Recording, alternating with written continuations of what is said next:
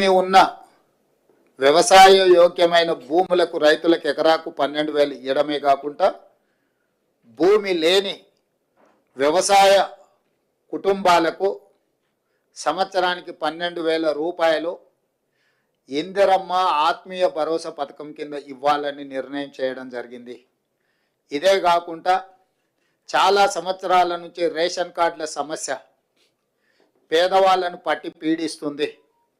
అందుకే ration card లేని అందరికీ నూతన రేషన్ కార్డులు ఇవ్వాలని కూడా ఈ మంత్రివర్గ సమావేశంలో నిర్ణయం తీసుకోవడం జరిగింది. కాబట్టి ఈ అన్ని పథకాలు జనవరి 26, 2025 నుండి ప్రారంభం కాబోతున్నాయి.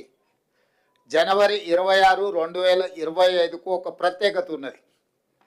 మన రాజ్యాంగం అమలు జరిగి డాక్టర్ బాబాసాహెబ్ అంబేద్కర్ గారు మన రాజ్యాంగాన్ని ప్రసాదించి అమలు చేయబట్టి 75 సంవత్సరాలు పూర్తి చేసుకుంటున్న సందర్భంగా జనవరి 26, 2025 నుంచి పథకాలను అన్నింటిని కూడా అమలు చేయాలి అని చెప్పి మా ప్రభుత్వం నిర్ణయం తీసుకున్నది.